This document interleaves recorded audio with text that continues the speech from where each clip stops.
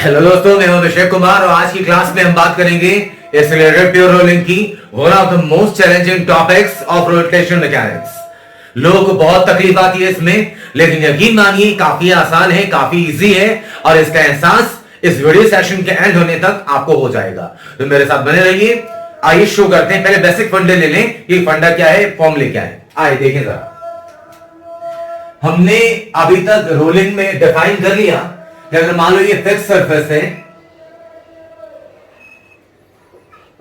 ये है fix surface, ground plane मान सकते हैं आप।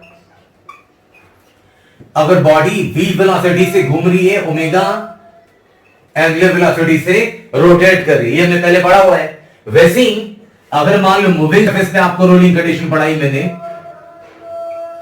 कि मान लो बॉडी एक प्लैंक पे है, प्लैंक मूव कर रही है वेलोसिटी v से, vp कुछ भी ले लो, इस बॉडी की स्पीड है v और यहां की वेलोसिटी ओमेगा से घूम रही है। ये यूनिफॉर्म प्योर रोलिंग की केसेस पे स्पीड कांस्टेंट थी, है ना। अब इसकी कंडीशंस हमें मालूम है। अब इन्हीं की कंडीशन से आप निकालोगे एक्सेलरेटेड प्योर रोलिंग की कंडीशन। तो कोई कमाल की चीजें नहीं है, आपके पास ये चीजें हैं पहले से। जरा देखिए, फिक्स सरफेस पे अगर प्योर रोलिंग हो रही होती तो हमारे पास कंडीशन कौन सी थी? v is equal to omega. इसकी चर्चा अपन डिटेल में कर चुके हैं। और अगर मूविंग सरफेस पे हो रही होती तो कंडीशन क्या थी? v minus omega is equal to velocity of plank. इन दोनों कंडीशन के डिटेल डिस्कशन रोलिंग के पहले लेक्चर में कर दिया मैंने ऑलरेडी। अब जरा देखो, अगर डिफरेंशिएट करते हैं अपन टाइम के रेस्पेक्ट में, इसे differentiating with respect to time, तो v का डिफरेंशिएशन आ गया dv upon dt। r radius है दोनों जगहों पे, तो वो तो कांस्टेंट है, तो यह आ गया d omega by dt into r। वही काम यहां भी कर रहा हूं मैं, यहां पे डिफरेंशिएट कर रहा हूं, तो क्या आ जाएगा? dv upon dt, r constant और d omega upon dt into r, और यहां पे प्लैंक की velocity vp is equal to dvp upon dt। अब जरा ध्यान से देखना, जरा dv अपॉन dt मतलब क्या हो गया? इस बॉडी का एक्सेलरेशन, और d omega upon dt angular velocity, angular acceleration, सारे एंगुलर वेरिएबल्स के डिटेल डिस्कशन करी है मैंने सर्कुलर मोशन वाले वीडियोस में। तो आपको ये मालूम है पहले से, d ओमेगा अपॉन dt को अपन क्या बोलते हैं? Angular acceleration, rate of change of angular velocity. तो d ओमेगा अपॉन dt क्या है? अल्फा एंगुलर एक्सेलरेशन, तो a is equal to alpha. ये मतलब कि अगर बॉडी a एक्सेलरेशन से घूम रही हो किसी भी टाइम, बॉडी का एंगुलर एक्सेलरेशन अगर अल्फा हो, तो उस वक्त a is equal to alpha condition होगी, ये बॉडी प्योर रोलिंग करेगी। तो जाहिर सी बात है ये कंडीशन किसके लिए है? ये है फिक्स सरफेसेस के लिए। अब यहां डिफरेंशिएट करा हमने dv अपॉन dt, ये बॉडी का acceleration, d omega upon dt angular velocity के चेंज होने का रेट अल्फा, और dvp अपॉन dt प्लैंक का एक्सेलरेशन ap। मतलब बॉडी का एक्सेलरेशन अगर a हो, बॉडी का एंगुलर एक्सेलरेशन अल्फा हो, और प्लैंक की एक्सेलरेशन ap हो, तो ये है कंडीशन प्योर रोलिंग की मूविंग सरफेसेस पे। तो बॉडी अगर एक्सेलरेट हो रही हो फ्री सरफेस पे, तो प्योर रोलिंग की कंडीशन ये रही, और ये बॉडी अगर एक्सेलरेट हो रही हो मूविंग सरफेसेस पे, तो ये कंडीशन प्योर रोलिंग की। तो बात वही है, बस वही पुरानी कंडीशंस को डिफरेंशिएट कर दिया हमने, तो एक्सेलरेशन की कंडीशंस आ गई। तो मैंने बोला था आपको कि बड़ी आसान सी चीज है, ये आप शायद पहले से भी जानते रहे होंगे। अब मैं मल्टीपल इलस्ट्रेशंस के जरिए जितनी भी पॉसिबल वैरायटीज हैं, मैं उसकी बात आपको एक एक करके करता हूं। जल्दी से आप वीडियो पॉज करके ये चीजें नोट कर लें। ये रहा आपका पहला इलस्ट्रेशन। तो जो चीजें आपने सीखी अभी, जो फॉर्मूला थोड़ा सा देखा हमने, वही है। आइए जरा ध्यान दें। एक बॉडी है, बॉडी क्या है? डिस्क है, mass capital M, radius capital R. कह रहे हैं कि ये फोर्स लगा रहे हैं टॉप मोस्ट पॉइंट पे। मैं ज्यादा स्टेटमेंट लिखना नहीं चाह रहा था, वरना क्वेश्चन लिखते हैं क्या force F is applied at the top most point of a disc of mass and radius R. Friction is sufficient to prevent slipping. To prevent slipping बोले या फॉर प्योर रोलिंग बोले की बात, स्लिपिंग नहीं होगी तो प्योर रोलिंग होगी, है ना। तो बोल रहे हैं वो कि एक्सीलरेशन सेंटर ऑफ मास का कितना होगा, ये पूछ रहे हैं आपसे। फ्रिक्शन भी पूछ सकते हैं। आइए देखिए, सबसे पहली बात, अगर प्योर रोलिंग हो रही है तो इस वाले पॉइंट पे फ्रिक्शन आगे पीछे कहां लेके, तो बात की बातें वो करेंगे, लेकिन पहले आप जरा ये सोच के बताओ, सोचो आप कि इस वाले पॉइंट पे जो फ्रिक्शन लगेगी वो स्टैटिक फ्रिक्शन होगी कि काइनेटिक। काइनेटिक फ्रिक्शन कब लगता है, जब पॉइंट ऑफ कांटेक्ट स्लाइड करने लग जाए। अगर ये पॉइंट ऑफ कांटेक्ट, अगर रोलिंग हो रही है, प्योर रोलिंग हो रही है, तो पॉइंट ऑफ कांटेक्ट जो है वो रेस्ट में होगा, और अगर पॉइंट ऑफ कांटेक्ट रेस्ट में होगा तो बड़ी जाहिर सी बात है कि फ्रिक्शन जो है वो काइनेटिक नहीं लग सकती, वो कौन सी लगेगी, स्टैटिक। इसलिए friction mu M G direct नहीं लिख सकते अपन यहां पे, जरा ध्यान देना। बिगिनर से काम करके वो अलर्ट रहे हैं जरा, मैंने एक इंपॉर्टेंट पॉइंट डिस्कस किया है अभी। ये फोर्स लगाया हमने, तो फोर्स लगाओगे अगर ऐसे किसी भी स्फीयर पे, मान लो कोई चक्का रहेगा, ऐसा फोर्स खींचोगे, ये घूमना शुरू कर देगा ये चक्का, तो टॉर्क कैसा लगेगा। अच्छा, रोटेट कौन से पॉइंट के बाद करेगा, सेंटर ऑफ मास के बाद। कोई भी बॉडी फ्री है अगर रोटेट करने के लिए तो अपने सेंटर ऑफ मास से गुजरने वाली एक्सिस के बाद रोटेट करेगी, मतलब ये वाली जो बॉडी है वो ऐसा रोटेट करेगी सेंटर ऑफ मास के अबाउट, है ना। अब ये वाला जो पॉइंट है, अगर मान लो ये फ्रिक्शनलेस होती सरफेस तो ये पूरी बॉडी स्लाइड करके जाती है आगे। अब ये रोटेट करेगी बॉडी ये वाली, तो इस वाले पॉइंट में टेंडेंसी कहां है, आगे जाने की कि पीछे जाने की। सोचो, आप ये सरफेस हटा दो, है ना, एक तरीका बता रहा हूं फ्रिक्शन आपको लिखने का, डायरेक्शन दिखाने का। मान लो ये बॉडी कहीं सरफेस नहीं है, ऐसे ही फोर्स लगाओगे तो ये बॉडी ऐसा घूमेगी क्लॉकवाइज। इस फ्रिक्शन का टॉर्क कैसा होगा, क्लॉकवाइज या एंटी क्लॉकवाइज। मैंने बोला है कि फॉर्मूला R क्रॉस F से तो निकाल ही सकते हो आप, लेकिन अब आपको अंडरस्टैंडिंग होनी चाहिए कि फोर्स का टॉर्क कैसा होगा, क्लॉकवाइज या एंटी क्लॉकवाइज। ऐसे अगर लगाओगे फोर्स, ये बॉडी ये ऐसे घूमना शुरू करेगी, है ना। ये क्लॉकवाइज घूम रही बॉडी, मतलब फ्रिक्शन का टॉर्क क्या कहां है, अंदर की तरफ, क्लॉकवाइज घूम रही बॉडी। फॉर्मूले से चाहते हो आप, तो सेंटर ऑफ मास ये रहा सेंटर ऑफ मास का पोजीशन वेक्टर R, इस पॉइंट पे लगाया ना हमने, तो ये रहा R, ये है F, तो R क्रॉस F करेंगे थंब अंदर की तरफ, तो R क्रॉस F से भी देख सकते हैं। ले आप लिख सकते हो सेंस है कि इस फोर्स में टेंडेंसी है बॉडी को क्लॉकवाइज घुमाने की, तो जाहिर है फ्रिक्शन का टॉर्क कैसा होगा, क्लॉकवाइज, मतलब अंदर की तरफ। अब फ्रिक्शन कहां लगेगी, पहले वो बात, फ्रिक्शन इस वाले पॉइंट पे, लोग आदत ट्रांसलेशनल मोशन होता ना, अगर बॉडी ये रोल नहीं कर रही होती, ये क्यूबिकल ब्लॉक होता, तो बड़े आराम से आंख बंद करके आप फ्रिक्शन पीछे की तरफ दिखा देते, है ना। लेकिन यहां जरा सेंस से थोड़ा सोचना पड़ेगा, रोलिंग की खूबसूरती है, रोलिंग का चैलेंज भी है ये, जरा ध्यान दें। जब ये फोर्स लगाओगे तो क्लॉक बॉडी ऐसे क्लॉकवाइज रोटेट करेगी। अगर ये सरफेस नहीं होता, मान लो कि ये सरफेस नहीं है, तो जब ये सरफेस नहीं, तो जब ये क्लॉकवाइज घूमेगा, जब ये बॉडी क्लॉकवाइज घूमेगी, तो ये वाला जो पॉइंट है वो कहां जाएगा, आगे की तरफ की पीछे की तरफ। ये ऐसे अगर घूमेगी क्लॉकवाइज, ये ऐसे घूमेगी, तो क्लॉकवाइज घूमेगी अगर ये बॉडी, तो ये पॉइंट कहां जाएगा, पीछे की तरफ, है ना। और ये क्या बता रहे हैं क्वेश्चन में कि फ्रिक्शन इतना तो है कि वो प्योर रोलिंग करवा रहा है, स्लिपिंग नहीं होने दे रहा। तो अगर इस पॉइंट में टेंडेंसी पीछे जाने की है तो फ्रिक्शन लगेगा आगे उसे रोकने के लिए। ये रही कमाल की चीज, है ना। ट्रांसलेशनल मोशन में मैं इस पर टाइम ले रहा हूं थोड़ा सा, अगले इलस्ट्रेशन में टाइम थोड़ा सा कम लूंगा। आप ध्यान दो कि ट्रांसलेशन मोशन में देखते कि बॉडी पे फोर्स आगे, फ्रिक्शन पीछे दिखा देते, खत्म हो जाती कहानी। लेकिन यहां पे जरा देखिए कि प्योर रोलिंग अगर हो रही बॉडी में, प्योर रोलिंग हो रही है, मतलब पॉइंट ऑफ कांटेक्ट रेस्ट में है, तो जब आप फोर्स लगाओगे तो ये ऐसा रोटेट करेगा, जब ये, तो ये पॉइंट पीछे जाना चाहेगा, तो फ्रिक्शन उसे रोकेगा। और कौन रोक सकता है, इसलिए फ्रिक्शन कहां लगेगा, आगे की तरफ। तो पहली कमाल की चीज ये रही, सेंटर ऑफ मास का एक्सीलरेशन मान लो आगे की तरफ ये है, ये सवाल है अपना एक्सीलरेशन सेंटर ऑफ मास का, और एंगुलर एक्सीलरेशन जो है वो है अल्फा। क्लॉकवाइज मान लिया मैंने, जैसे भी ले लो, क्लॉकवाइज लग रहा है, क्लॉकवाइज तो मैंने मान लिया क्लॉकवाइज, कंफ्यूजन हो तो हम कैसे भी ले सकते हैं, कोई बात नहीं है। अब आइए जरा ध्यान दीजिए, मैंने पिछले वीडियो में आपसे चर्चा करी थी कि रोलिंग के प्रॉब्लम्स को डिस्कस करना हो तो एक अप्रोच ये बनाएं कि ट्रांसलेशनल मोशन अलग देखें और रोटेशनल अलग देखें। तो मोशन को दो टुकड़ों में तोड़ देंगे आप, तो एनालिसिस होगी बड़ी आसान, जैसे कि ये मैं कर रहा हूं। पहले translational motion, for translational motion.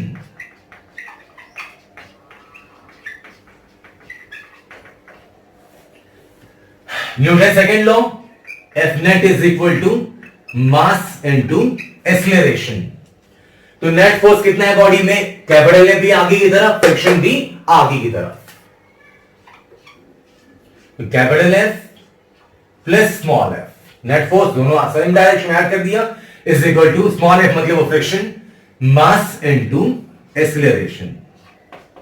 क्या फ्रिक्शन हमें मालूम है कितना है? न्यू जी लिख सकते हैं क्या अपन? जी नहीं लिख सकते।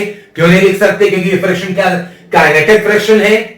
नहीं, क्योंकि अगर ये स्लाइड कर रहा होता point of contact, skidding forward skidding backward वाली कंडीशन लगती तो स्टैटिक काइनेटिक होता, लेकिन पॉइंट ऑफ कॉन्टैक्ट रेस्ट में है मतलब काइनेटिक फ्रिक्शन नहीं है। स्टैटिक है तो स्टैटिक कुछ भी हो सकती है वैल्यू, mg तो मैक्सिमम वैल्यू होती है उसकी, इसलिए भी नहीं पता फ्रिक्शन कितना है, एफ लिख दिया, फ्रिक्शन भी अननोन है यहां पे। अब ये इक्वेशन लिख दिया हमने। अब आ जाओ रोटेशनल मोशन के लिए, for rotational motion, rotational motion ध्यान देना, बॉडी का मेरे अगले से कोई बोले कि सर आपने अगले सेशन क्लॉकवाइज क्यों दिखा दिया, एंटी क्लॉकवाइज भी हो सकता था, अगर रोलिंग हमने पढ़ा है तो ये होना चाहिए इसी तरफ, है ना, ये बेसिक, लेकिन नहीं समझ में आता उल्टा भी लो, फर्क नहीं पड़ता है इससे, अगर गलत डायरेक्शन चूज करोगे तो आंसर नेगेटिव आएगा। अब जरा ध्यान दो, इस फ्रिक्शन का टॉर्क, अगर इस फ्रिक्शन का टॉर्क कैसा लगेगा, ये एंटी क्लॉकवाइज, अगर ये फ्रिक्शन ऐसे ही लगे, मान लो फ्रिक्शन जैसे एक फोर्स लगेगी सिर्फ ये कैसा घुमाएगी बॉडी को, एंटी क्लॉकवाइज, और ये फोर्स कैसा घुमाएगा बॉडी को, क्लॉकवाइज, एक्सीलरेशन कैसा लिया मैंने, क्लॉकवाइज, तो क्लॉकवाइज टॉर्क पॉजिटिव लेता हूं मैं, एफ, और एक्सिस ऑफ रोटेशन से परपेंडिकुलर डिस्टेंस कितनी है ये, R, force into perpendicular distance from axis of rotation, friction का टॉर्क एंटी क्लॉकवाइज ये ऐसा घुमाएगा, तो माइनस क्लॉकवाइज को अगर पॉजिटिव लिया तो एंटी क्लॉकवाइज नेगेटिव, इसलिए बोला मैंने कि फर्क नहीं पड़ता कि अल्फा ये क्या कैसा है, आप कैसे भी ले लो, गलत होगी तो पता चल जाएगा कि वो नेगेटिव आएगी वैल्यू इसकी, ये यहां से, तो यहां गया टॉर्क, टॉर्क किसके अबाउट लिया अपन ने, सेंटर ऑफ मास के अबाउट, ये भी दूरी आ रही है क्योंकि बॉडी रोटेट करी अपने सेंटर ऑफ मास के अबाउट, तो torque is equal to I alpha, I, torque is equal to I alpha, capital F minus small F into R, I की जगह है कौन सी चीज, ये डिस्क है, मास एम की रेडियस आर की, तो डिस्क का moment of inertia centre of mass के अबाउट mr स्क्वायर बाय 2, और अल्फा की जगह पे a बाय आर, ये कैसे लिखा हमने, ये कैसे लिख दिया हमने, प्योर रोलिंग हो रही है तो for pure rolling a is equal to alpha, ये कैसे सरफेस है, फिक्स सरफेस, तो a is equal to alpha, तो अल्फा इज इक्वल टू क्या मिल गया, a बाई आर, सब्स्टिट्यूट कर दी मैंने यहां से वैल्यू, काट पिट कर लो, ये आर कैंसिल, ये कैपिटल आर, ये कैपिटल कैंसिल, मतलब आ गई value capital F minus small F M A by 2, ये रही सेकेंड इक्वेशन। अब आपके दोनों इक्वेशंस में अननोन टर्म्स कितने हैं, दो, कैपिटल एफ तो जो फोर्स है वो आपने लगाया है, वो क्वेश्चन में बताएंगे वो कितना है, मास मालूम है ही, अननोन टर्म्स है दो, फ्रिक्शन नहीं मालूम और बॉडी का एक्सीलरेशन नहीं मालूम, तो दो इक्वेशंस है, दो अननोन टर्म्स है, सॉल्व करने पे मेरा फोकस थोड़ा सा कम रहेगा, इसमें सॉल्व आप खुद से कर सकते हैं, तो जाहिर है दोनों को ऐड कर दोगे अगर तो एक्सीलरेशन मिल जाएगा, फ्रिक्शन कैंसिल, और अगर फ्रिक्शन एक्सीलरेशन की वैल्यू रख दोगे दोनों में से किसी में तो फ्रिक्शन की वैल्यू भी मिल जाएगी आपको। तो ये जो फ्रिक्शन है वो कैसे फ्रिक्शन है, स्टैटिक, तो दो तीन बातों पे ध्यान देना है आपको, पहला फ्रिक्शन का डायरेक्शन, अमूमन ट्रांसलेशनल मोशन में फोर्स आगे लगा, बॉडी आगे जा रही, फ्रिक्शन पीछे लेते हैं, वो गलती हो जाती है, तो फ्रिक्शन का डायरेक्शन सेंस करने के लिए क्या बोला मैंने, ये मान लो कि बॉडी सरफेस पे नहीं बस ऐसे ही रोटेट कर रही है, तो अगर ये रोटेट कर रही होती है ऐसे तो ये क्लॉकवाइज घूमता, ये पॉइंट जाता पीछे, तो इसको रेस्ट में होना चाहिए, प्योर रोलिंग के लिए पॉइंट ऑफ कॉन्टैक्ट रेस्ट में होगा, इसलिए फ्रिक्शन लगेगी आगे उसे रेस्ट में रखने के लिए, तो मैंने ट्रांसलेशन मोशन अलग की मोशन की इक्वेशन अलग से बना ली मैंने, रोटेशनल की इक्वेशन अलग से बना ली मैंने, और प्योर रोलिंग हो रही है तो प्योर रोलिंग की कंडीशन लगा दी अल्फा की जगह टी बाई आर। कितना आसान सा एनालिसिस था, मैं और वैरायटीज ऑफ इलस्ट्रेशंस कराऊंगा मैं, लेकिन आई होप आपको ये चीजें समझ में आई होंगी। तीन बातों पे कंसंट्रेट करना, फ्रिक्शन की डायरेक्शन, फ्रिक्शन है स्टैटिक और उसके बाद इक्वेशन लिखनी है ट्रांसलेशनल की अलग और रोटेशनल की अलग। अब हम मूव करते हैं अगले इलस्ट्रेशन की तरफ।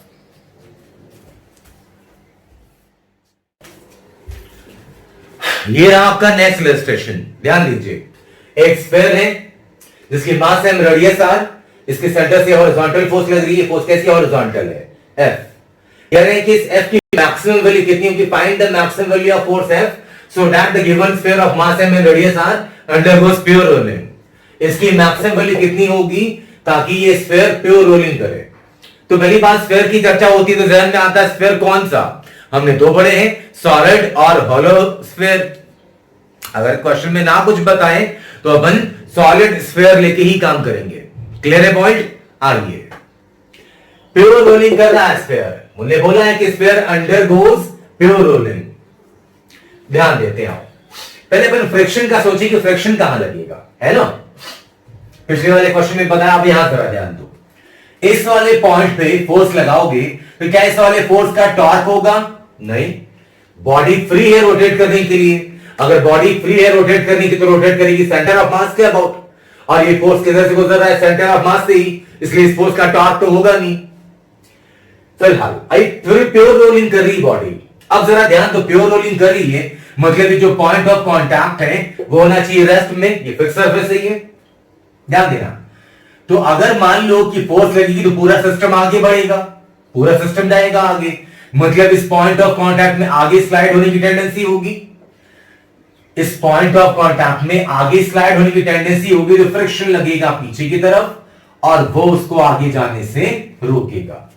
हमें हमेशा इस बात को अपने जहन दिल में दिमाग में रखना है कि पॉइंट, अगर प्योर रोलिंग की बात हो रही है तो पॉइंट ऑफ कॉन्टैक्ट हमेशा रेस्ट में होगा और उसे ही रेस्ट में करने के लिए फ्रिक्शन लगेगा हर बार।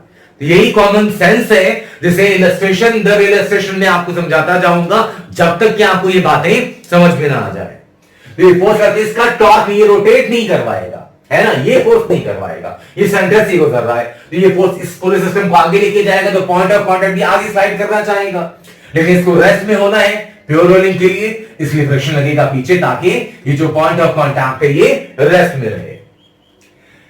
अब आइए शुरू करते हैं काम। सॉलिड स्फीयर है, बोला ना अभी मैंने, इस स्फीयर के बारे में कुछ ना बताएं तो क्या मान के चलेंगे सॉलिड स्फीयर। हॉलो स्फीयर होगा तो बताना पड़ेगा उनको।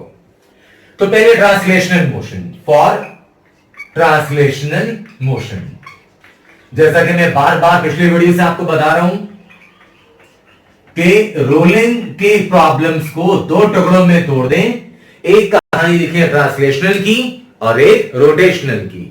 तो ट्रांसलेशनल मोशन के नजरिए से लिखें, ट्रांसलेशनल मोशन में कौन सी इक्वेशन? वही Newton second law, net force is equal to mass into acceleration. तो नेट फोर्स कितना है? अच्छा, एक्सीलरेशन मान लेते हैं ये सेंटर ऑफ मास का एक्सीलरेशन है a। इस फोर्स का और एक्सीलरेशन की बात करते हैं थोड़ी देर बाद। तो ये फोर्स आगे और ये फ्रिक्शन पीछे, capital F minus F is equal to mass into acceleration. ये फर्स्ट, क्या ये फ्रिक्शन काइनेटिक है? फिर से पूछ रहा हूं मैं, क्या ये फ्रिक्शन काइनेटिक है?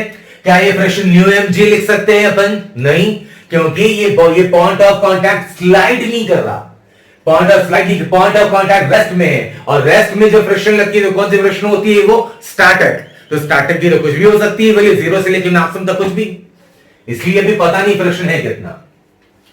अब फॉर रोटेशनल मोशन, अब इक्वेशन लिखते हैं अपन रोटेशनल मोशन के लिए।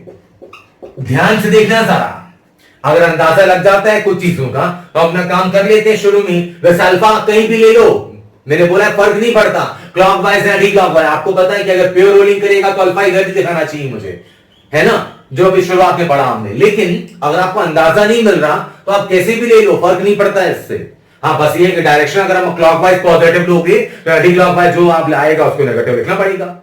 ऐसा इलस्ट्रेशन भी दिखाऊंगा मैं आपको। फिलहाल जरा देखें, ये फ्रिक्शन का जो टॉर्क है, इसका तो टॉर्क होगा नहीं, सेंटर ऑफ मास से उतर रहा है ये। फ्रिक्शन का जो टॉर्क है वो क्लॉकवाइज हो क्या anticlockwise? R cross F से निकाल लो, बहुत बार बताया मैंने, ये कॉमन सेंस भी है। ये फ्रिक्शन ऐसा लगेगा कि बॉडी ये क्लॉकवाइज घूमेगी, इसलिए एंगुलर एक्सीलरेशन क्लॉकवाइज। तो टॉर्क रोटेशनल मोशन में क्या इक्वेशन लिखते हैं? Torque is equal to I alpha, translation में फोर्स बराबर mass into acceleration, torque is equal to I alpha, F का तो टॉर्क होगा नहीं, फ्रिक्शन का टॉर्क, ये डिस्टेंस कितनी है एक्सिस ऑफ रोटेशन से, आर, परपेंडिकुलर डिस्टेंस है ये, तो फोर्स जो कि फ्रिक्शन है into perpendicular distance from axis of rotation, ये कैसा, ये क्लॉकवाइज है इसलिए अल्फा मैंने क्लॉकवाइज दिखा दिया यहां पे। आई है क्या, ये स्फीयर है, सॉलिड स्फीयर, तो मोमेंट ऑफ इनर्शिया 2/5 mr², और फिक्स सरफेस पर रोलिंग हो रही है तो अल्फा इज इक्वल टू क्या लिख सकते हैं अपन, a/r। अब विजुअलाइजेशन बताएं मेरे, फिक्स सरफेस पे रोलिंग होगी तो a is equal to r पार, प्योर रोलिंग कंडीशन, तो alpha is equal to a/r। काटपट जो करना है कर लो, एक r यहां से कट गया, दूसरा r यहां से कट गया, मतलब यहां से फ्रिक्शन की वैल्यू आ गई 2/5 ma। अब हमसे पूछा गया है कि फोर्स की मैक्सिमम वैल्यू कितनी होगी, तो कैपिटल एफ भी मालूम नहीं है फिलहाल। अब दोनों को पहले ऐड कर ले अपन, फर्स्ट प्लस सेकंड, इसमें मुझे कैलकुलेशन करना पड़ेगा रिजल्ट लाने के लिए, जस्ट सॉल्व नहीं करना, थोड़ी सी बात और भी है, थोड़ा सा कहानी सुनाता हूं मैं आपको। दोनों को जोड़ देंगे तो एफ और एफ कैंसिल, तो मतलब आ गया capital F is equal to, संभालना, एम ए प्लस यहां से क्या आ गया 2/5 ma, मतलब एक्सीलरेशन की वैल्यू आ गई यहां से 5 + 2 7 नीचे आ गया, मतलब आ गई वैल्यू 5f/7m।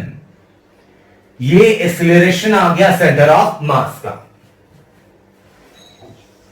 ध्यान से देखना, मुझे कैलकुलेशन पूरी करनी है, जस्ट मैंने दोनों को जोड़ा है और एक्सीलरेशन निकाल दिया मैंने, एक्सीलरेशन की वैल्यू आ गई, वो रख दो कि सेकंड में फ्रिक्शन आ जाएगा, तो फ्रॉम सेकंड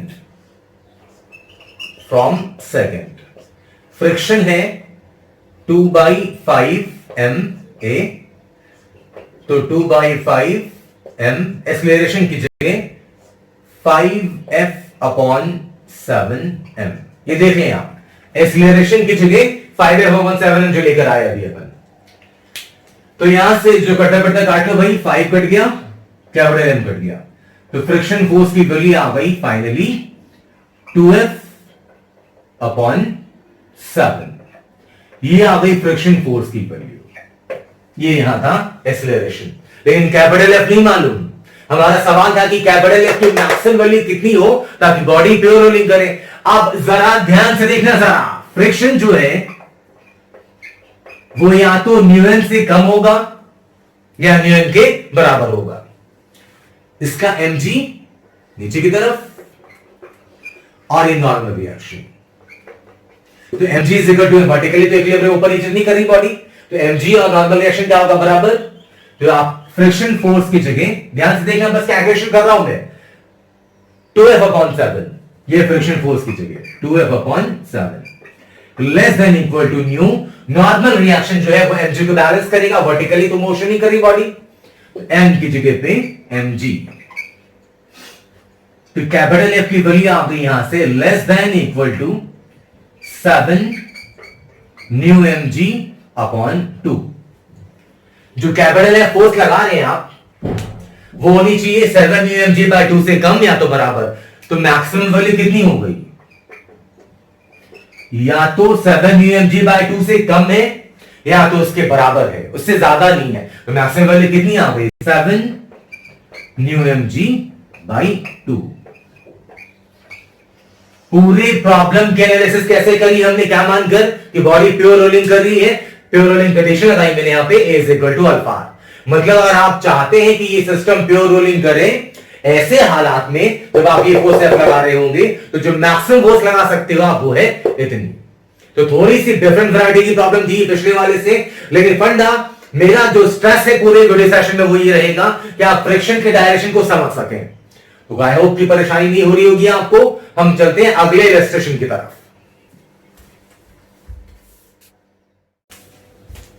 अब आइए अपन नेक्स्ट इलस्ट्रेशन की बात करते हैं। ध्यान देना जरा, एक सॉलिड स्फीयर मास 5 kg, रेडियस 2 मीटर और इसके रेडियस 2 मीटर का, इसके सेंटर से 1 मीटर नीचे एक हॉरिजॉन्टल फोर्स लग रही है 20 न्यूटन।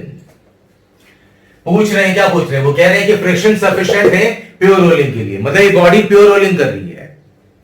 तो पूछ रहे हैं कि बताओ कि एक्सेलरेशन ऑफ सेंटर ऑफ मास ये कितना होगा और फ्रिक्शन कोएफिशिएंट की मिनिमम वैल्यू कितनी हो सकती है ताकि प्योर रोलिंग मिलता रहे। यहां पर आइए देखते हैं। सबसे पहली बात, फ्रिक्शन का डायरेक्शन देखो जरा, इस फोर्स का टॉर्क होगा क्या? जी हां, टॉर्क होगा। बॉडी प्योर रोलिंग करेगी मतलब रोटेट भी करेगी और आगे भी बढ़ेगी, तो टॉर्क तो होगा। अब इस फोर्स का जो टॉर्क है उससे बॉडी ये वाली जो स्फीयर है कैसे घूमेगी, क्लॉकवाइज या एंटी क्लॉकवाइज? ये फोर्स लगाओगे तो ये ऐसे घूमेगी, है ना, ऐसे फोर्स लगाएंगे तो ये ऐसे घूम जाएगी बॉडी। ये कैसे घूमेगी बॉडी? इस फोर्स की वजह से, इस फोर्स की वजह से घूमेगी बॉडी एंटी क्लॉकवाइज। ऐसे फोर्स लगाओगे, ये सरफेस अगर हटा दें, नीचे का फर्श हटा दें, तो ये फोर्स लगाओगे तो ये स्फीयर ऐसा घूम जाएगा, मतलब ये एंटी क्लॉकवाइज ऐसा घूमेगा, ये एंटी क्लॉकवाइज, मतलब एंटी क्लॉकवाइज जो कि जब ये एंटी क्लॉकवाइज घूमेगा ऐसे तो इस पॉइंट में आगे जाने की टेंडेंसी होगी, इस पॉइंट ऑफ कांटेक्ट में आगे जाने की टेंडेंसी होगी, लेकिन इसको रेस्ट में रखना है क्योंकि प्योर रोलिंग चाहिए हमें। इसलिए पॉइंट ऑफ कांटेक्ट में इस फोर्स की वजह से स्फीयर ऐसा घूमना चाहेगी, तो पॉइंट ऑफ कांटेक्ट चाहेगी आगे जाना, तो उसे रोकने के लिए फ्रिक्शन लगेगा ये पीछे की तरफ, ताकि पॉइंट ऑफ कांटेक्ट रेस्ट में हो, आगे ना जा पाए। तो देखो डायरेक्शन कितने आराम से निकाली है मैंने। तो मैं पहले ये देखता हूं कि जो लगने वाला फोर्स है उसमें टेंडेंसी कैसे है रोटेट करवाने की, उस टेंडेंसी की वजह से पॉइंट ऑफ कांटेक्ट किधर जाना चाह रहा है, और जिधर जाना चाह रहा है फ्रिक्शन के अपोजिट लेग के उसको रोकना चाहेगा। बस इतना सा फंडा है। अब आइए ट्रांसलेशनल और रोटेशनल दोनों मोशन अलग अलग लिख दें। अब मैं डायरेक्ट लिखता हूं ट्रांसलेशनल मोशन के लिए F net is equal to mass into acceleration। तो 20 न्यूटन फोर्स आगे, फ्रिक्शन पीछे, तो 20 माइनस एफ कितना मास है 5 kg, तो 5 इंटू ए। पहली इक्वेशन ट्रांसलेशन मोशन के लिए। Second equation torque is equal to I alpha. Rotational, body कौन से पॉइंट के बाद रोटेट करेगी? हर बॉडी जो फ्री है किसके बाद रोटेट करती है? राइट, सेंटर ऑफ मास के अबाउट। तो एक्सेलरेशन आगे की तरफ, ये तो अल्फा इधर होना चाहिए, ये अल्फा है ना, जो स्टैंडर्ड कंडीशन पढ़ा हमने, एक्सेलरेशन अगर ये इधर है तो अल्फा इधर, ताकि अल्फा पीछे और एक्सेलरेशन आगे दोनों मिलकर बराबर हो जाए, कैंसिल। लेकिन फिर भी अगर आप ये भूल जाते हैं, अगर कंफ्यूजन आता है तो अल्फा उल्टा भी ले सकते हो आप, कोई प्रॉब्लम नहीं है। बस आप एक क्वेश्चन लिखोगे अगर तो क्लॉकवाइज पॉजिटिव दिखा रहे हो तो एंटी क्लॉकवाइज नेगेटिव दिखाना पड़ेगा। जिस डायरेक्शन को पॉजिटिव मानेंगे उसका उल्टा डायरेक्शन जो होगा वो नेगेटिव, बस इतनी सी बात है। ध्यान दीजिए, मैंने कैसा अल्फा दिखा दिया क्लॉकवाइज, तो क्लॉकवाइज अगर दिखाया मैंने तो मैं क्लॉकवाइज डायरेक्शन को पॉजिटिव मानता हूं। आप एंटी क्लॉकवाइज भी ले सकते, कोई फर्क नहीं पड़ता। फ्रिक्शन का टॉर्क कैसा होगा? क्लॉकवाइज, तो F इंटू आर। आर मतलब कितना? वही 2 मीटर, ये रेडियस है 2 मीटर, ये जो दूरी है आर ये है 2 मीटर। 20 न्यूटन का एंटी क्लॉकवाइज टॉर्क है, तो minus 20 into 1 I. Moment of inertia किसका? स्फीयर का। कैसा स्फीयर? Solid sphere. स्फीयर कुछ नहीं बोलते, सॉलिड। तो 2/5, मैं डायरेक्ट लिख रहा हूं, फॉर्मूला आपको मालूम है। स्फीयर का मोमेंट ऑफ इनर्शिया कितना होता है? 2/5 mr स्क्वायर। तो 2/5 mr स्क्वायर, m की जगह 5 kg, r की जगह 2 मीटर, r स्क्वायर मतलब 2 स्क्वायर, ये आई। और अल्फा की जगह क्या लिखेंगे अपन? प्योर रोलिंग चल रही तो अल्फा की जगह पे a/r। हर रिलेशन में लिख रहा हूं मैं, ये एंड में प्योर रोलिंग चल रही है, फिक्स सरफेस है, a is equal to alpha r, alpha is equal to a/r। R की जगह 2 मीटर रख दो, 2 मीटर का रेडियस है, जो काटपीट करना है कर लो भाई जल्दी से। 5 5 कट गया, 1 2 ये कट गया, मतलब वैल्यू आ गई 2f माइनस 20 इक्वल्स टू, क्या काटपीट किया गया यहां पे? 2 5 2 2 कट गया, 5 कट गया, 2 स्क्वायर 4 है, ये आ गई वैल्यू 4 है। सेकंड इक्वेशन, इन दोनों इक्वेशंस में अननोन टर्म्स कितने हैं? 2। फ्रिक्शन नहीं मालूम आपको क्योंकि स्टैटिक है, और एक्सेलरेशन नहीं मालूम, सेंटर ऑफ मास का एक्सेलरेशन ए माना है मैंने यहां पर। तो 2 इक्वेशन से 2 अननोन टर्म्स है, बड़े आराम से सॉल्व कर सकते हैं आप। चलिए आइए मैं भी कर दूं सॉल्व, जल्दी से जोड़ो वापस से। फर्स्ट प्लस सेकंड, मैं कैलकुलेशन कर रहा हूं, मुझसे पहले कर लें यहां पे। माइनस है +20 -20 कैंसिल, तो -f + 2f, मतलब जोड़े दिया आ गया f, और इधर से आ गई value 5a + 4a 9a, friction की वैल्यू आ रही है 9a। ऐड कर दे 20 - 20 0, -f + 2f आ गया f, 5a + 4a 9a। ये वैल्यू फ्रिक्शन की कहां रख देते हैं अपन? ये रख देते हैं, किसी में भी रख दो, वैसे फर्क नहीं पड़ता, सेकंड ही में रख दो। Putting this value in second, putting this value in second, second वाली में रख दे तो आ गया 2, f की जगह 9a -20 = 4a, मतलब यहां से आगे काट पिट कर ले तो आ गया 18a - 4a 14a, a = मिल गया यहां से, उधर गया तो 20 9 2 18 - 4 14, 20/14 मतलब 10/7 मीटर/सेकंड²। ये देख लिया, क्वेश्चन का एक पार्ट हो गया। एक्सीलरेशन सेंटर ऑफ मास का मिल गया, मेरे पास जगह नहीं, मुझे यहां पे लिखना पड़ेगा, मैं यहां पे लिख रहा हूं। तो सेंटर ऑफ मास का एक्सीलरेशन मिल गया आपको यहां से, तो फ्रिक्शन की वैल्यू भी मिल सकती है। फ्रिक्शन कितना मिला अभी यहां पे? 9 है, तो 9 एक्सीलरेशन की जगह 10/7, मतलब 90/7 न्यूटन। अगर पूछते तो हम बता सकते थे कि फ्रिक्शन की वैल्यू इतनी रही, लेकिन पूछा उन्होंने कि बताओ कि फ्रिक्शन कोएफिशिएंट की मिनिमम कितनी वैल्यू हो ताकि प्योर रोलिंग चलता रहे। तो वही कहानी, फ्रिक्शन जो है वो या तो न्यूएन के बराबर या न्यूएन से कम। फ्रिक्शन कितना मिला यहां पे? 90/7, 90/7 less than equal to mu. N जो है वो mg के बराबर, वही जो पिछले इक्वेशन देखा, ये mg और ये n। n की जगह आप लिख सकते हैं mg, लिख देता हूं डायरेक्ट वैल्यू, n की जगह पे mg, तो m है आपका 5, g की जगह पे 10 ले लेता हूं मैं, या जो जैसा दिया करें वो। यहां से 0 0 कैंसिल, तो ये आ गया mu is greater than equal to 5, इधर आ जाए तो आ गया 9/5 7 35। फ्रिक्शन कोएफिशिएंट या तो 9/35 से बड़ा होगा या तो उसके बराबर होगा। तो मिनिमम वैल्यू कितनी होगी? 9/35 से कम नहीं है, तो मिनिमम वैल्यू आ गई 9/35।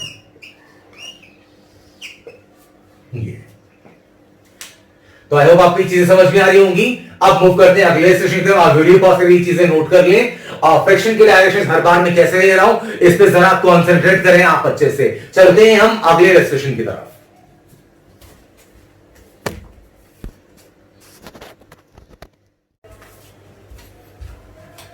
ये रहा आपका अगला इलस्ट्रेशन। एक स्पूल है, inner radius R1, outer radius R2, मास m, और इसके इनर रेडियस से यहां पे एक स्ट्रिंग जा रही है एक पुली के जरिए, जो कह रहे हैं मासलेस है। पुली मासलेस है, मतलब इसका कोई रोटेशनल इफेक्ट नहीं है, मोमेंट ऑफ इनर्शिया 0 है, इसलिए टेंशन दोनों तरफ सेम ही होगी। पुली रोटेट करता, पुली में मोमेंट ऑफ इनर्शिया रहती, तो पुली अगर रोटेट करता तो पुली पे भी टॉर्क लगता, मतलब दोनों जगह टेंशन अलग होती तो ही टॉर्क की वैल्यू आती कुछ। इस पे चर्चा मैं अलग से वीडियो में करूंगा। फिलहाल टेंशन यहां से यहां तक सेम। कह रहे हैं कि बताओ इस हैंगिंग ब्लॉक की और स्पूल की कितनी होगी एक्सीलरेशन। फ्रिक्शन सफिशिएंट है, ये स्लिपिंग नहीं होने देगा। स्लिपिंग नहीं होने देगा मतलब जाहिर है कि क्या होगा, यहां पे प्योर रोलिंग होगी। ये टेंशन T, ये mg, वही टेंशन T यहां पे, ठीक है। मान लो इसके सेंटर ऑफ मास का एक्सीलरेशन है आगे की तरफ ये a। सबसे पहली बात फ्रिक्शन का डायरेक्शन चूज करना। इसका एक्सीलरेशन नीचे की तरफ मान लेते हैं a1, इसका मान लेते हैं a2। चलो अब सबसे जरूरी बात जो इंपॉर्टेंट है, फ्रिक्शन। हर बार हम फ्रिक्शन के, और ज्यादातर बच्चों में परेशानी वही होती है। पहले बताओ कि क्या इस बॉडी पे टॉर्क लग सकता है? कहीं से लगेगा, धागे से अगर आप इसे ऐसे अगर खींचेंगे अगर, तो ये घूमेगा कि नहीं घूमेगा? घूमेगा। अगर ये मान में प्रैक्टिकली सोचें, स्पूल ऐसा होता और धागे से अगर आप ऐसे अगर खींचते अगर इसे, तो ये कैसा घूमता है यहां पर? ये घूमता क्लॉकवाइज, ऐसा घूमता क्लॉकवाइज। तो अगर ये क्लॉकवाइज घूमता, ये जो पॉइंट है इसमें पीछे आने की टेंडेंसी होती। फ्रिक्शन जो है इतना सफिशिएंट है कि ये स्लिपिंग नहीं होने दे रहा, तो पॉइंट को ये पीछे नहीं जाने देगा, तो जाहिर है कि फ्रिक्शन लगेगी आगे की तरफ। क्लियर है पॉइंट? कैसे चूज करेंगे डायरेक्शन? फिर से एक बार देखें, हर इलस्ट्रेशन में मैं इसी पॉइंट पे ज्यादा जोर दे रहा हूं कि टॉर्क लग रहा है इस वाले से, तो ये घूमेगा ऐसा, क्लॉकवाइज घूमेगा। तो क्लॉकवाइज अगर ये घूमेगा तो ये पॉइंट पीछे आना चाहेगा। अगर वो क्वेश्चन में कह रहे हैं कि स्लिपिंग नहीं हो रही, मतलब प्योर रोलिंग हो रही है, और प्योर रोलिंग हो रही है मतलब पॉइंट ऑफ कांटेक्ट रेस्ट में है, तो पॉइंट ऑफ कांटेक्ट पीछे नहीं जाने देगा अगर, तो फ्रिक्शन लगेगी आगे ताकि उसे पीछे जाने ना दे। इसका एंगुलर एक्सेलरेशन मान लेते हैं ये अल्फा। इसके बारे में भी हर इलस्ट्रेशन में कह रहा हूं मैं आपसे कि अगर आपको कभी समझ में ना आए कि अल्फा क्लॉकवाइज के एंटी क्लॉकवाइज कैसे लेना है मुझे, तो आप कैसे भी ले लो, बस आप ध्यान रहे कि जब आप इक्वेशंस लिख रहे होंगे तो वहां पे आपको जरा ध्यान देना पड़ेगा कि अगर क्लॉकवाइज कुछ चीज पॉजिटिव ले रहे हैं आप, तो एंटी क्लॉकवाइज बाकी चीजें नेगेटिव लेनी पड़ेगी। बस इतनी सी कहानी है। ये भी एक आधे इलस्ट्रेशन में दिखा दूंगा आपको। फिलहाल जरा ध्यान दो। आओ पहले ट्रांसलेशन मोशन लिखते हैं अपन। लिखता जाता हूं मैं इस बॉडी के लिए mg फोर्स नीचे, टेंशन t ऊपर, तो क्या हो गया mg minus t is equal to mass into acceleration a1। ये रही पहली इक्वेशन। अननोन टर्म्स कितने नजर आ रहे हैं आपको यहां पे? a1 t a2 alpha friction, 5 unknown terms हैं, तो जाहिर है कि 5 इक्वेशंस बननी चाहिए। अच्छा सवाल उठाया मैंने ये वाला। 5 अननोन टर्म्स हैं, मतलब 5 इक्वेशंस बननी चाहिए, कोई परेशानी की बात नहीं। आई बनी मेरे साथ। अब जरा यहां इस बॉडी के लिए देखो, फॉरवर्ड डायरेक्शन में एक्सीलरेशन माना मैंने a2, फॉरवर्ड में टेंशन t और फ्रिक्शन f, तो वही फोर्स बराबर मास इनटू एक्सीलरेशन, दोनों फोर्स आ गई हैं। t plus f is equal to, इसका मास कितना है? Capital M, mass into acceleration a2। ये रही सेकंड इक्वेशन। अब अगली इक्वेशन कौन सी? अगली इक्वेशन बनाते हैं अपन टॉर्क वाली इक्वेशन। आइए अगली इक्वेशन टॉर्क की। टॉर्क की इक्वेशन बनाओगे इस वाले पे टॉर्क, ये तो कोई ऐसे ब्लॉक ही है। इस वाले पे टॉर्क मैंने कैसा दिखाया है? एंगुलर एक्सेलरेशन क्लॉकवाइज, तो मैं क्लॉकवाइज सारी पॉजिटिव लेता हूं चीजें, एंटी क्लॉकवाइज नेगेटिव लूंगा। इस टेंशन का टॉर्क कैसा होगा? क्लॉकवाइज, और फ्रिक्शन का कैसा होगा? एंटी। फ्रिक्शन ऐसी लगेगी तो कैसा? Anticlockwise. तो torque is equal to I alpha लिखोगे तो फ्रिक्शन का टॉर्क ये एंटी क्लॉकवाइज, टेंशन का क्लॉकवाइज। मैंने एक्सेलरेशन क्लॉकवाइज दिखा दिया, तो टेंशन का टॉर्क लेता हूं बड़ा में t, और ये कितना डिस्टेंस है? ये स्मॉलर रेडियस है, ये है r1, तो t इंटू r1। क्लॉकवाइज मैंने पॉजिटिव लिया था, एंटी क्लॉकवाइज नेगेटिव। फ्रिक्शन का ये एंटी क्लॉकवाइज टॉर्क तो माइनस f, और ये आउटर रेडियस ये है r2 into r2 is equal to I alpha. Moment of inertia मान लो आई है गिवन, निकाल सकते हैं पर कोई बड़ी बात नहीं है ये। लेकिन स्कूल में कुछ शेप में कुछ खास नहीं बताया था इसके बारे में, आई देंगे क्वेश्चन में, वो बता देंगे नहीं तो क्या है क्या ये। आई मान लो दिया है क्वेश्चन में, आई अल्फा।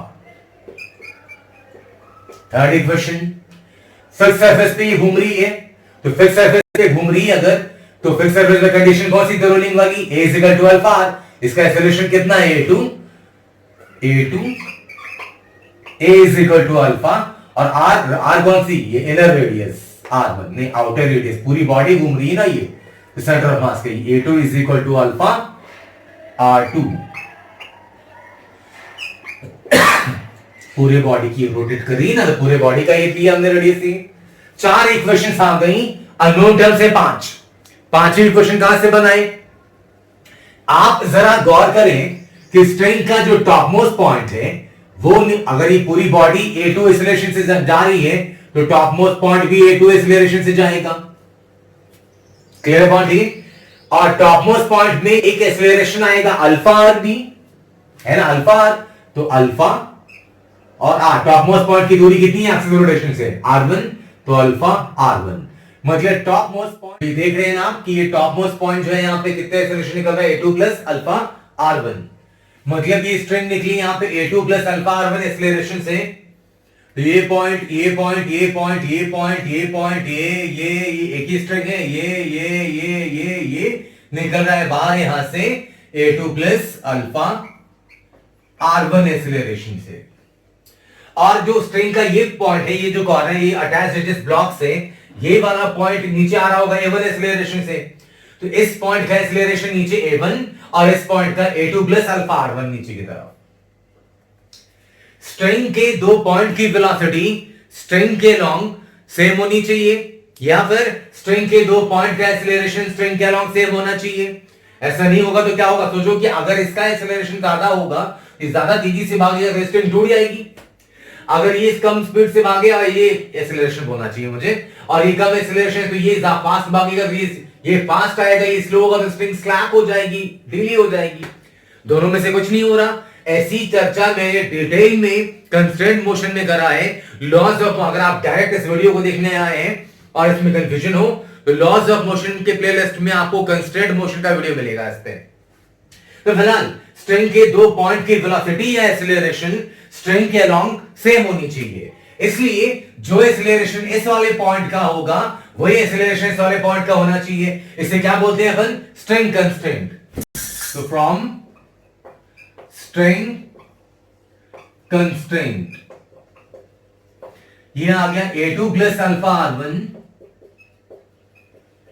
इस पॉइंट का एक्सेलरेशन और इसका नीचे A1 तो इज इक्वल टू A1। ये रही अपनी चार इक्वेशन। सॉल्व तो आप कर ही सकते हैं। तो मेरा मॉडल का कि इक्वेशन कैसे बनाए, सॉल्व करना मैथमेटिक है, सब्स्टिट्यूट करके निकाल लोगे, कोई परेशानी वाली बात नहीं है। तो अननोन टर्म्स कितनी थी, चार, A1 A2 अल्फा और फ्रिक्शन, और चार इक्वेशंस भी हैं अपने पास।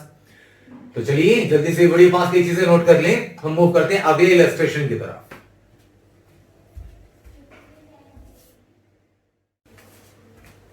स्पूल का एक और एग्जाम्पल है आपके सामने हाजिर, सिंपल, आसान सा, इजी सा। आइए देखते हैं। स्पूल है, मास है, मोमेंट ऑफ इनर्शिया आई, इधर रेडियस R1। स्पूल मतलब क्या, वो रिल कहते हैं अपन, है ना। ये गोल सा होता है, इस पे धागा बंधा हुआ रहता है ना। या फिर आप हार्डवेयर में जाओगे, अगर स्पूल समझने में परेशानी होती हो तो गूगल कर लेना ये वर्ड, या फिर आपको बताता हूं कि हार्डवेयर में जाओगे तो एक रहता है गोल सा, ऐसा रहता है कुछ बड़ा सा ऐसा, और धागा जिसमें लपेटते हैं ना, तो वही स्पूल है। रील कहते हैं, बहुत बार कुछ कहते होंगे आप अपनी भाषा में, ये वैसा है कुछ। मास है, moment of inertia, inner radius R1 और रेडियस R2। बोल रहे हैं कि स्लिपिंग सफिशिएंट है, फ्रिक्शन की स्लिपिंग नहीं होने देगा। स्लिपिंग नहीं होने देगा मतलब प्योर रोलिंग होगी। सेंटर मास का पूछ रहे हैं, एक्सेलरेशन। कौन से कमाल की चीजें आइए। सबसे पहली बात कि फ्रिक्शन का डायरेक्शन क्या होगा यहां पर, तो क्या समझा आपको मैंने कि भूल जाओ कि नीचे कोई फर्श है। इस फोर्स का टॉर्क होगा क्या, इस फोर्स की अगर ये ऐसा खींचेंगे, धागा ऐसा खींचेंगे, ये ऐसा घूमेगा कुछ कैसा, ये एंटी क्लॉकवाइज। मान लो कि धागा ऐसा होता, अगर ऐसा खींचते ऐसा अगर अपन, तो ये इस तरीके से घूमता हुआ आगे बढ़ता है ना। तो ये कैसा घूमता है, ये एंटी क्लॉकवाइज। अगर ये एंटी क्लॉकवाइज घूमता मतलब पॉइंट में टेंडेंसी होती, अगर ये एंटी क्लॉकवाइज ऐसा घूमता तो नीचे का जो पॉइंट है, मेरे अंगूठे को देखिए, वो आगे जाने की टेंडेंसी होती, तो फ्रिक्शन इसमें लगता पीछे की तरफ। क्लियर पॉइंट ये। अब आइए एक्सेलरेशन दिखाएं। ये F वर्टिकल है, हॉरिजॉन्टल डायरेक्शन में तो बस यही एक फ्रिक्शन फोर्स है, इसलिए सेंटर ऑफ मास का एक्सेलरेशन होगा इस तरफ, है ना। हॉरिजॉन्टली तो बस ये फ्रिक्शन लग रही है। ये जो F फोर्स ये तो है वर्टिकल, इसका तो हॉरिजॉन्टल इफेक्ट होगा नहीं, तो हॉरिजॉन्टल डायरेक्शन में एक्सेलरेशन में इधर कैसे दिखा सकता हूं, जब ये हॉरिजॉन्टल बस एक ही फोर्स है, फ्रिक्शन इस तरफ, तो एक्सेलरेशन भी इस तरफ। और फ्रिक्शन का टॉर्क कैसा होगा, क्लॉकवाइज, जैसे भी दिखा दो। ये अल्फा मान ली, इसमें कोई इशू नहीं है अपना। मैंने मान लिया कि जो पूरी सिस्टम है वो एंगुलर एक्सेलरेशन अल्फा से एंटी क्लॉकवाइज थी। पूरी बॉडी कैसे घूमेगी, एंटी क्लॉकवाइज ना। ऐसा अगर रेल का धागा ऐसा खींचोगे, ये ऐसा घूमेगा, ये एंटी क्लॉकवाइज घूमेगा, इसलिए मैंने एंगुलर एक्सेलरेशन एंटी क्लॉकवाइज मान लिया। इसका इशू नहीं रखते हैं अपन, बार बार इलस्ट्रेशन में बता रहा हूं मैं। अब आइए ट्रांसलेशनल मोशन की बात करें, तो हॉरिजॉन्टल, वर्टिकल तो मोशन नहीं करी बॉडी, है ना, वर्टिकल ऐसी ही है। तो वर्टिकल फोर्स अगर लिखना चाहते हैं अगर आप यहां पे, तो mg नीचे, नॉर्मल डायरेक्शन ऊपर, और एक f ऊपर, तो n प्लस f बराबर mg। तो उसके आप चाहें तो लिखें, इसको जरूरत नहीं पड़नी। f is equal to ma, force बराबर मास इनटू एक्सेलरेशन लिखेंगे अगर, तो एक्सेलरेशन है कैसी, हॉरिजॉन्टल, सॉरी फोर्स कैसी, हॉरिजॉन्टल, एक्सेलरेशन भी horizontal. F is equal to mass into acceleration. ये ट्रांसलेशन मोशन के लिए। रोटेशन मोशन के लिए देख लो, बॉडी कैसी घूम रही है, एंटी क्लॉकवाइज। किस फोर्स का टॉर्क है एंटी क्लॉकवाइज? F का। फ्रिक्शन का तो टॉर्क ही क्लॉकवाइज है ना। इसलिए यहां पे मैं एंटी क्लॉकवाइज वाले का टॉर्क ज्यादा मान रहा हूं, तो F into torque is equal to I alpha, F into ये डिस्टेंस R1। फ्रिक्शन का है क्लॉकवाइज टॉर्क, बॉडी घूम रही है एंटी क्लॉकवाइज, तो माइनस फ्रिक्शन और फ्रिक्शन का एक्सिस ऑफ रोटेशन से जो डिस्टेंस है ये कितना हो जाएगा, आउटर रेडियस R2 है, ये R2 is equal to I alpha. Pure rolling करी बॉडी अगर F R1 minus small f R2, तो I alpha is equal to A by R. Radius कौन सा? पूरी बॉडी रोटेट कर रही है ना, इतना थोड़ी, तो फुल बॉडी का रेडियस लेंगे ना अपन, वो कितना है R2, A by R2। A is equal to alpha, तो यहां पे R2 आउटर रेडियस, तो alpha is equal to A by R2। तो यहां से ये आ गई आपकी सेकेंड इक्वेशन।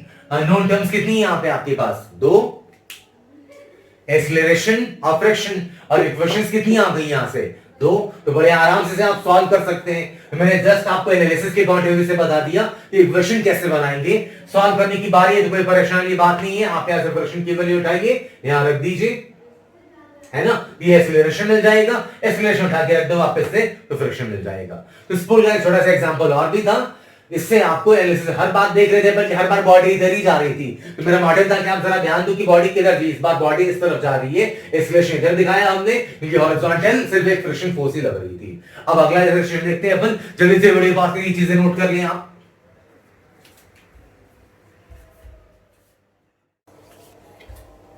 ये रहा आपका नेक्स्ट इलस्ट्रेशन। अभी तक जितने भी प्रॉब्लम्स करे हमने, उसमें हर जगह बॉडी फिक्स प्लेन पे रोलिंग मोशन कर रही थी। देख इलस्ट्रेशन सोचा मैंने कि आपको ये भी दिखा दूं। इस बार रोलिंग का क्वेश्चन है हमारे सामने मूविंग सरफेस पे। आइए देखें, ग्राउंड प्लेन क्वेश्चन बोला हमने कि प्लैंक और ग्राउंड के बीच में फ्रिक्शन नहीं है, न्यू जीरो है। ये डिस्क है आपकी, मास एम रेडियस आर, ये कैपिटल है मास। कह रहे डिस्क और प्लैंक के बीच में सफिशिएंट है फ्रिक्शन जिससे स्लिपिंग नहीं होगी। मतलब डिस्क और प्लैंक के बीच में क्या हो रहा है? Pure rolling. तो वही पूछ रहे हैं, एक्सीलरेशन बताओ, centre of mass of disc और प्लैंक, इन दोनों के एक्सीलरेशन। चलिए आइए करते हैं काम शुरू। पहले फ्रिक्शन की डायरेक्शन, हर बार वो चैलेंजिंग होता है, ध्यान दो। ये फोर्स लगेगी तो डिस्क चाहेगी आगे जाना, पॉइंट ऑफ कांटेक्ट को रेस्ट में रहना है ना। अगर ये स्मूथ रहता, दोनों के बीच में अगर फ्रिक्शन नहीं होता, तो ये रहता, डिस्क निकल जाती आगे। लेकिन फ्रिक्शन है यहां पर, तो फ्रिक्शन लगेगी कहां? पीछे इस वाले पॉइंट पे कहां लगेगी? ऊपर में। पीछे की आगे डेस्क पे कहां लगेगी? अगर आप चाहते हैं कि पॉइंट ऑफ कांटेक्ट रेस्ट में हो, तो ये पॉइंट ऑफ कांटेक्ट में आगे बढ़ना चाहिए, तो डिस्क पे लगेगी फ्रिक्शन, ये आगे की तरफ, ताकि डिस्क का जो पॉइंट है वो प्लैंक के साथ साथ चला जाए आगे, स्लिपिंग ना हो। जब ये प्लैंक डिस्क पे फ्रिक्शन एफ लगाएगा आगे, तो डिस्क प्लैंक पे लगाएगी पीछे की तरफ। ये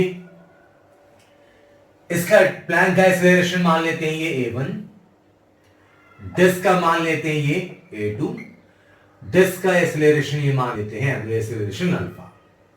तो चलो और ट्रांसलेशन इक्वेशन लिख दो पहले, प्लैंक के लिए पहले। फॉर प्लैंक F फोर्स आगे और ये फ्रिक्शन फोर्स पीछे, नेट फोर्स बराबर मास इनटू एक्सीलरेशन। तो क्या लिख सकते हैं? Capital F minus small f, मतलब फ्रिक्शन। इस प्लैंक पे आगे की तरफ कैपिटल ड्राइविंग फोर्स जो हमने लगाया हुआ है, और डिस्क लगाया पीछे friction F is equal to mass into इसका एक्सीलरेशन A1 माना, तो A1। पहली इक्वेशन। अननोन टर्म्स कितने नजर आ रहे हैं आपको? 4, A1 A2 अल्फा फ्रिक्शन। तो 4 इक्वेशंस बननी चाहिए। आइए देखते हैं। अब जरा डिस्क की बात करें, डिस्क पे फ्रिक्शन आगे की तरफ, एक्सीलरेशन है A2, तो फोर्स हॉरिजॉन्टली आगे बस फ्रिक्शन ही है, तो ये प्रोवाइड करेंगे acceleration is equal to mass into acceleration. ये रही सेकंड इक्वेशन। ये तो ट्रांसलेशन लिखी है हमने।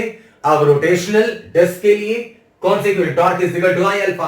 अब जरा ध्यान से देखना, जो मैं लगातार इलस्ट्रेशंस में कहता आया कि अभी देखो कि फ्रिक्शन का जो टॉर्क है डिस्क पे, ये है एंटी क्लॉकवाइज, ऐसा है ना, एंटी क्लॉकवाइज। अल्फा कैसे दिखा दिया मैंने, क्लॉकवाइज। तो मैंने बोला ना इससे कोई फर्क नहीं पड़ता, एक डायरेक्शन पॉजिटिव मानेंगे तो मैं दूसरे, अगर मान लो कि क्लॉकवाइज पॉजिटिव मान रहे हो और कोई चीज अगर एंटी क्लॉकवाइज मिल जाए तो उसे नेगेटिव मान लेंगे, तो कोई परेशानी की बात है ही नहीं हमारे सामने। आइए, फ्रिक्शन का टॉर्क कितना रेडियस है, आर।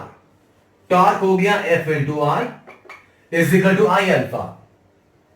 आई अल्फा की जगह पे लिखेंगे हम माइनस अल्फा, या तो टॉर्क में माइनस साइन लगा दो या तो अल्फा में माइनस साइन लगा दो। ऐसा क्यों, फ्रिक्शन का जो टॉर्क है डिस्क पे वो है ठीक, अगर ऐसा ही फोर्स लगेगा, अगर ये घुमाएगा कैसा, एंटी क्लॉकवाइज, और अल्फा कैसे दिखा दिया हमने, क्लॉकवाइज। तो टॉर्क है क्लॉकवाइज, एंगुलर एक्सेलरेशन है, सॉरी टॉर्क है एंटी क्लॉकवाइज और एंगुलर एक्सेलरेशन है क्लॉकवाइज, तो दोनों अपोजिट डायरेक्शन से। तो अगर एक को पॉजिटिव मानेंगे दूसरा नेगेटिव, तो माइनस साइन दोनों में कहीं भी लिख सकते हैं आप। तो F into R is equal to moment of inertia, क्या है, डिस्क है, ये कहां रोटेट करेगा, अपने सेंटर ऑफ मास के about, mr square by 2 minus N बाहर लिख देता हूं मैं, अल्फा, एक आर कैंसिल यहां से, तो F इज इक्वल टू मिल गया minus m alpha R by 2। ये रही तीसरी equation. A is equal to alpha नहीं लिख सकते अपन, क्योंकि ये फिक्स सरफेस पे रोलिंग नहीं हो रही। चौथी कहां से लाए, तो कोई कमाल की चीज नहीं है, इस बार रोलिंग हो रही है हॉरिजॉन्टल मूविंग सरफेस पे। अगर फिक्स सरफेस पे होता तो alpha is equal to E by R direct लिख देते अपन, ये मूविंग सरफेस है, मूविंग सरफेस के लिए ए इधर और माइनस अल्फा, मूविंग सरफेस के लिए A2 minus alpha, A2 centre of मास से और अल्फा R2 पीछे। ये चर्चा भी स्टार्टिंग में किया था मैंने आपसे अभी, A2 जो है वो आगे की तरफ और अल्फा इस तरफ है ना, तो अल्फा R2 पीछे की तरफ, तो आगे की तरफ एक्सेलरेशन कितना हो गया, A2 point of contact, disc वाला जो पॉइंट ऑफ कॉन्टैक्ट है वो A2 आगे की तरफ और अल्फा R2 पीछे की तरफ। और जो कॉमन पॉइंट ऑफ कॉन्टैक्ट, में पॉइंट ऑफ कॉन्टैक्ट दो नजरिए से बता रहा हूं, पॉइंट ऑफ कॉन्टैक्ट कॉमन है दोनों में, तो डिस्क के साथ वाला जो पार्ट है वो A2 आगे सेंटर ऑफ मास की वजह से, अल्फा R पीछे, R2 नहीं सिर्फ R। और जो कॉमन पॉइंट इसके साथ है वो जा रहा है A1 एक्सीलरेशन से, पॉइंट ऑफ कांटेक्ट रेस्ट भी होना चाहिए, तो जितना डिस्क वाले डिस्क के साथ जो कॉमन पार्ट है उसका एक्सीलरेशन आगे कितना हो गया, A2 माइनस अल्फा, और जो प्लैंक के साथ है वो कितना है, A1, दोनों होने चाहिए बराबर। इनफैक्ट ये स्टैंडर्ड कंडीशन है वो rolling on a moving surface का, अभी मैंने स्टार्टिंग में जो बताया आपको। ये रही आपकी चौथी इक्वेशन, अननोन टर्म से 4, A1 A2 अल्फा फ्रिक्शन, और 4 इक्वेशंस भी बन गई। तो सब्स्टिट्यूट करके सॉल्व कर सकते हैं, पर इससे कोई परेशानी वाली बात नहीं है। इक्वेशंस फॉर्म करना ये इंपॉर्टेंट पार्ट था जो हमने यहां पे डिस्कस कर लिया। तो आई होप कि इतने सारे मल्टीपल इलस्ट्रेशंस के बाद फ्रिक्शन का डायरेक्शन सपोज करना आपको समझ में आ गया होगा, और एक्सेलरेटेड प्योर रोलिंग का अप्रोच क्या बताया आपको मैंने, ट्रांसलेशनल मोशन के इक्वेशंस अलग लिखेंगे, रोटेशनल मोशन की इक्वेशंस अलग लिखेंगे। ट्रांसलेशन मोशन में F is equal to m में और रोटेशन में torque is equal to I alpha.